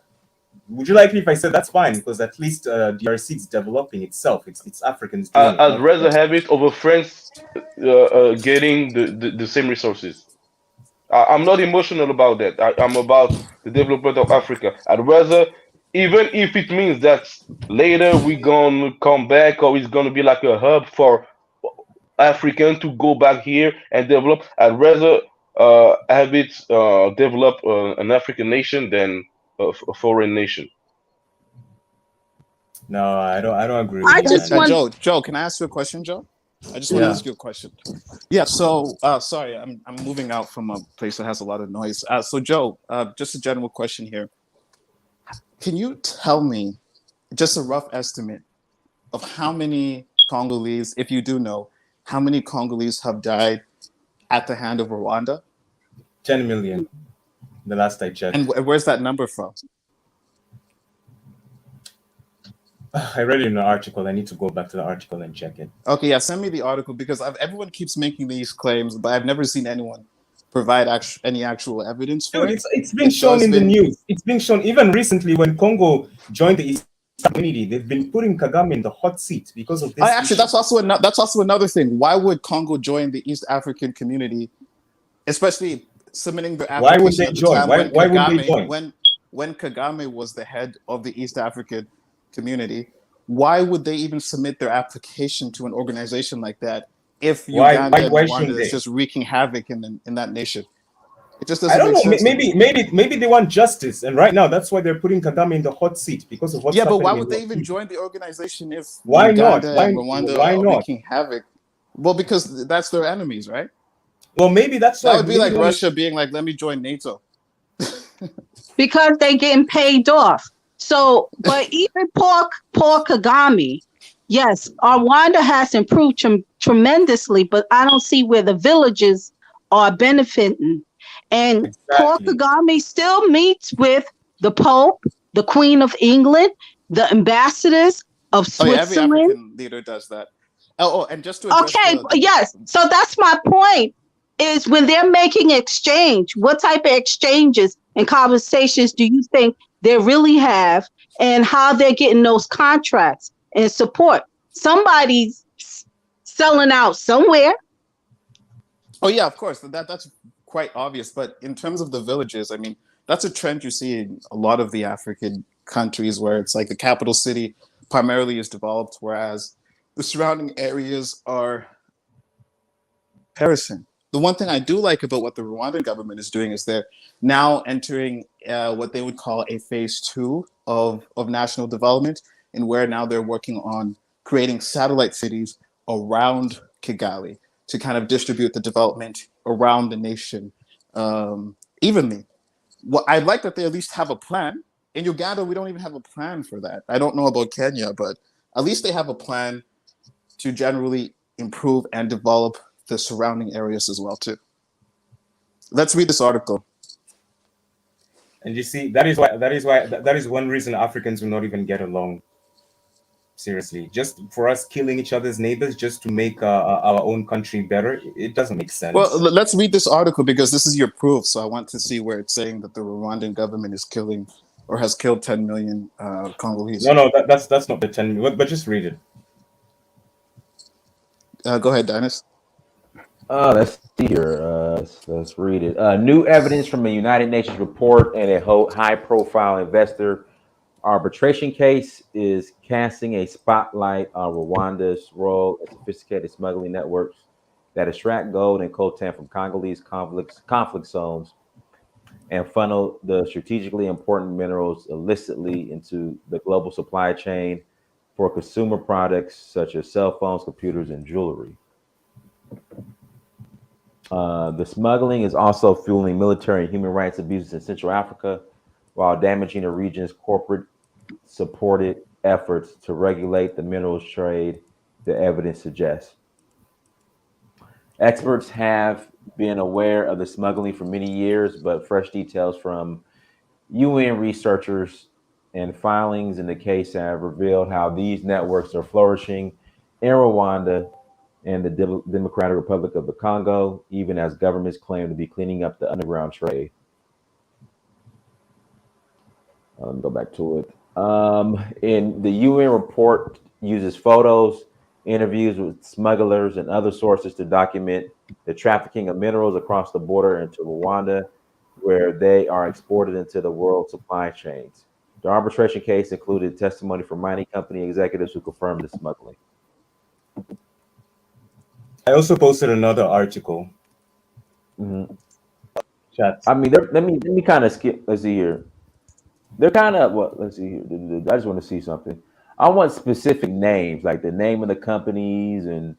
Okay, from what I understand from this article so far, Dynas, this is talking about individual smugglers going into Rwanda. Yeah, that's why I sent another article. At the end of the day, Rwanda has no coltan, it has no diamond, it has no gold. So, I mean, that's actually not true. There is coltan. There is coltan in the Kivu area, which is shared with. That's DRC. Not in Rwanda. That is not in Rwanda. That is in Kivu is Lake Kivu is shared between Rwanda and. Yeah, but we're talking Congo. about North. We're talking about North Kivu province. That's in DRC. That's not in Rwanda. Does it say is coltan only found in the northern Kivu section of the province? In North Kivu and South Kivu. I'm pretty sure it's found in Central Kivu as well too. Well, let me just find an article here. There's no Central. Get the like button. Get the like button. And here goes the let's see here. Bayview, one of the biggest investors in Rwanda's mining sector from 2006 to 2016, is now seeking $95 million in damages from the Rwandan government, alleging the regime seized the company's assets because it refused to participate in the rapid illegal smuggling of coltan and other Congolese minerals to Rwanda. One company concession was near the Congolese border, which would have made it an ideal staging ground for smuggling minerals, Bayview says. The company estimates the value of the true production from Rwandan mines is only about $20 million annually, a small fraction of the $412 million the government has claimed in its export figures. Okay. One thing I want to add to Kabaka also, you did not mention about the freedom of speech. You need to criticize the government so that you keep them on the toes. Tell me how many. Wait, you need to. My country has freedom of speech, by the way. You need to criticize the government. You need to criticize the government for them to stay on No, their Joe, toes. wait, Joe, Okay? let's be No, let honest. me finish. I gave you To an so many extent chances. in Kenya. Let me finish. Let me finish. I gave you so Go many ahead, chances. finish. Yeah. Go ahead, finish. You need to keep the government on its toes. So you have to criticize it. In Rwanda, you can't do a single thing like that. It's rather you disappear, you're arrested, or you're dead. And that's why so many of his oppositions, they've all exiled. Some have even died in exile countries, even people from his own ethnicity. Why? Why is he so paranoid? Hey, like I said, I'm not saying Kagame is the perfect figure. I even said it when I was responding to you originally, that yes, But there's many of you made things it that he look like needs to. the country is just the best. Me pointing out that they've made a lot of progress in comparison to other countries in that area, it's just a fact that I can admit. But with that being said, Kagame himself. Okay, go ahead. When it comes to infrastructure and everything, yes, they've done the best. But from the ground, the true people on the ground, there's a lot of poverty and unemployment, man. And it's tribal information. It's not. I don't even know how. Okay, my in-laws are from Rwanda themselves as well too, so I have a lot of connection to Rwanda and its understanding and the understanding that people have. To my understanding, most of the people within that nation, especially the younger generation, don't even identify along tribal lines. The sentiment that I hear from the majority of people from Rwanda is that a lot of these tribal divisiveness, as is a common trend amongst all the other areas in the Great Lakes region, comes from the older generations. What I'm saying is, they're the ones ruling. They're the ones ruling the country, so they're the ones who decide. they're not going to live forever, though. And what I'm saying is that the government has at least created a framework where a tribalist free society is more likely to happen in comparison to a country like Uganda or even Kenya or even Tanzania. In Tanzania, they're like about to kick out 50,000 Maasai people from their traditional ancestral land to make way for hunting for some Arab company, sport hunting for some Arab company. Is that really about to happen in Tanzania? Yeah, you can Google it. I don't have the article, but they're trying to Somebody else to telling kick me. out Somebody like else telling me that. 50,000. Yeah, they're trying to send out 50,000 Maasai from a certain area in Tanzania. But basically, what I'm saying is that, yeah, I mean, Kagame is not a perfect leader, but I do believe that he's at least created an environment that when after he dies, for Rwanda to continue its success. And sometimes that's what it takes. The truth on the ground is the people there are not living the best. Okay, so you're saying truth on the ground. Do you actually live in Rwanda? So why do you keep saying truth on the ground? I don't understand how you can because I get my make that sources assertion. Because I get my sources from Rwandese. Me too, and our perspective is completely different. So yeah, I don't know why you're saying what you're saying is the unequivocal truth. And I live closer to Rwanda as well too. I go there like every other month, and I have in-laws that live there. Okay. Well, I'm told like the tribalism is very high there. Only the ethnicity that came from Uganda specifically are benefiting. The rest, unemployment and poverty is very high. That doesn't even make sense because they for the longest time they even blocked Ugandans from entering Rwanda. It actually caused a big problem in my I'm talking about the Tutsi Rwandese, the ones whose ancestors left the country. I think it was in the 50s. I'm not sure. In the 50s. Well, they're not. If they've been there since the 50s, they're not necessarily Ugandan anymore. Well, Kagame was by there any since degree. that.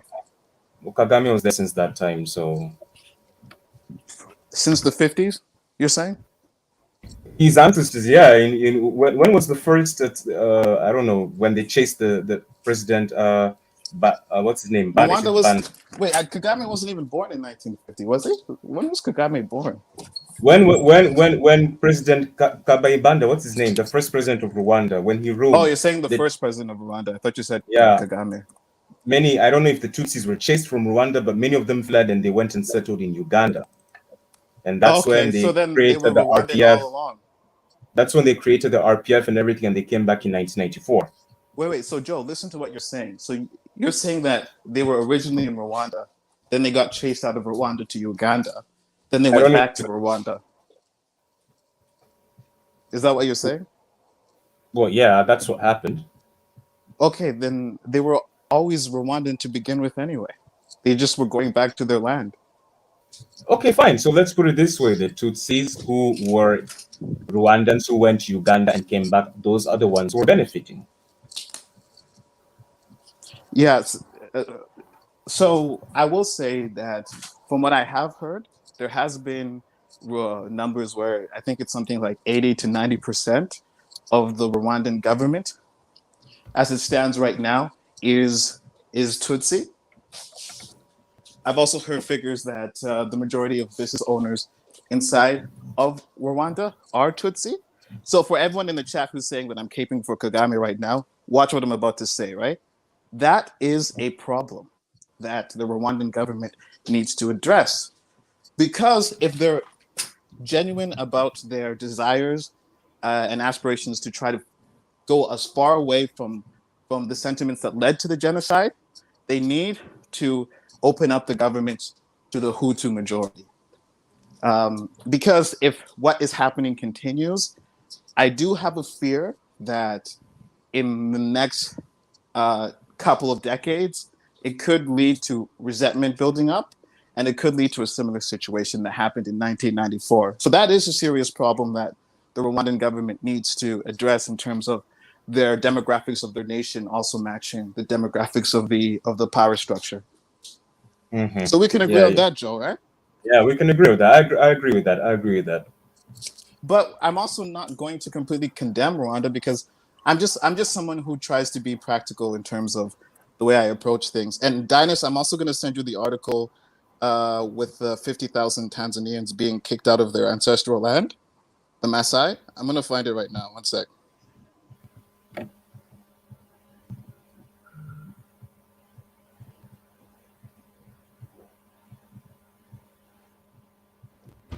That works. Let's hear. Guys, let me hit the like button. Please hit that like button. Let's bring on another color. Go back to Africa. Black, What's go up, ahead. family? You know, I've been listening to this conversation here for like the last hour. And, you know, let me warn our brothers and sisters of something.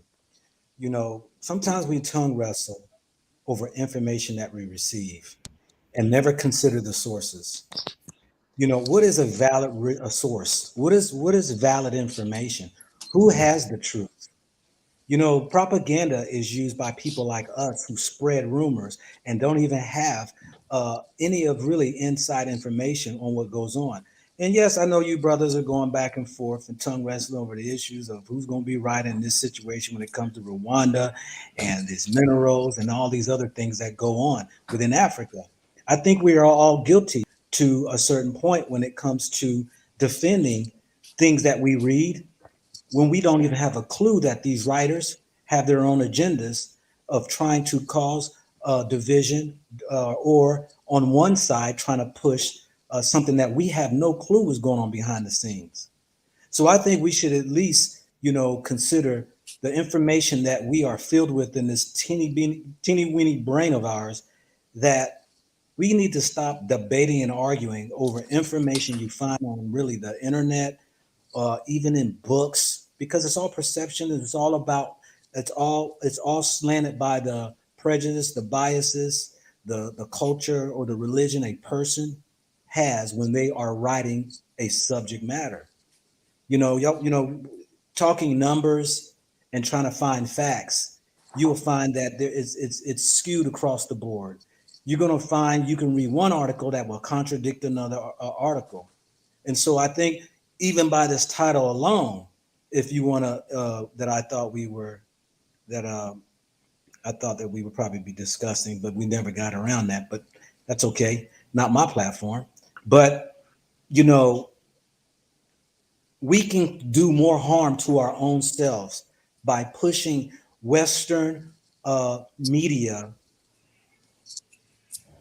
messages across the board and believing what we read, and having the rest of the world believe that you promote or push is actually the truth. My brother, Go Black, You gotta can be I add careful. to that? Hey, Kabaka, hold 1 second. You interrupted everybody, man. Let me finish, all right? Okay, yeah, go ahead. the and I'm not trying to be disrespect you, Kabaka. I'm just saying, man. No, You it's know, it's all good. It's all good. Go ahead. I'm just saying, you sometimes got to respect people, man. When they're talking, let for them to finish, and then the floor is yours.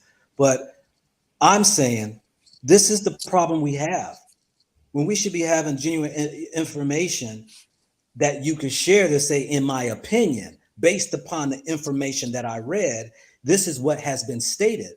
But we argue and defend this information that is out there. No different than we don't know what Kagame does, who he's tied with, what all's done behind the scenes. Now, nothing wrong with speaking with your own experience and people you've talked to. I do that all the time. I've been to Rwanda, and I would say in my experience, being in Rwanda, they have police at every light corner there is. I've been to Kenya and Nairobi as well, and they got police everywhere. I've had more problems, including my wife was scared to death from the police officers in Kenya than in Rwanda. But I will say that the people appeared, in my wife's opinion and mine, to be more subdued. Their characters they display were more subdued in Rwanda. Some of the interviews that I did with people, there is still underlying unforgiveness of what happened with the genocide. In my opinion, I believe Kagame is purposely doing things certain ways. You got to be a dictator in order to bring two people who are at odds, that this whole stuff of this genocide happened. How do you keep things at bay? And I believe he is doing an intentional, he has an intentional mission in bringing in even more foreigners to be the buffers to kind of keep everything at bay. This is why I believe also that he's continually kept himself in office, because in my opinion, I think that he may know that the day he leaves, those unforgiving hearts will spark a fire that will probably be very familiar that we saw years ago. And so all I'm saying is that, we have to be careful in what we defend by the information we read by these people who may have agendas themselves to create a division and try to conquer. Because I see it all the time when people want to recite things, they always say Google, and not realizing there is a lot of garbage on Google that I have to constantly shift through to cross-reference information to get to a point of seeing what is really the most concrete information you can find, whether it's several informations that paint a picture maybe that can get you close to maybe an understanding of truth, than actually running away with one article or one blog or one video on YouTube that I find time and time again our people believes in. So with that, I just wanted to share with our family that we have to be very careful in what we say and reciting and pushing the propaganda that may not be truth or absolute truth to the matter of what we want to defend. Yeah, so go back. I All right, was just going to say thank you so much, Go Black. I Okay, was just going to say to Kabaka, add wait. on to what you were saying. Kabaka, before I agree with what you're saying. A lot of what we're talking about is speculation. And I also just wanted to, Dinus, are you still around? Dinus? Yeah, I'm here. Just I'm having some connection there? issues. I don't know what's going on. I hear you. I I'm still sent the around. article about the Maasai in the private chat, if you want to pull that up. Oh, for sure. Go ahead. Kabaka, before you go on, what Go Black said is very true. He made a lot of good points, and yeah, I don't have anything against to say about him. But just to bring you back, Kabaka, I'm not trying to argue anything, but I also want you to bring for me any information, probably not from Google, a proof that shows that Rwanda has coltan, diamonds, and gold. That's all I just want from you. Thanks.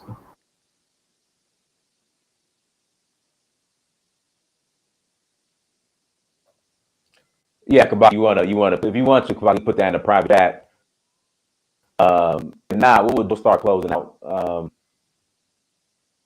But we'll wait for that. And I got the articles. Let's see here. Compaore, what are your son wanting to join the I don't think Commonwealth? Dynast is around anymore. Huh? No, I'm here. Can you hear me? Can you hear me? You guys hear me? Can you hear me? I can't hear you, Dynast. Yeah, we hear you. Can you hear me? Can you get? Shot, can you?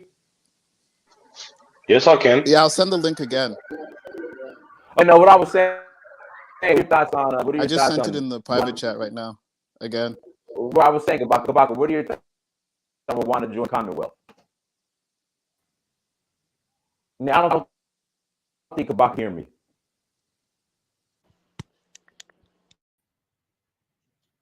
I don't think you hear me. Dennis, you're breaking up. You're breaking up, man. Hey, yeah, something's wrong. Something's going on with my mic is messed up. Yeah, this thing's in a. What we'll do, go ahead and close out. Sorry about that. Yeah, I don't know what's going on. Next time it's a mid show. Everyone, thank you so much for joining. Share, subscribe. Next time, family.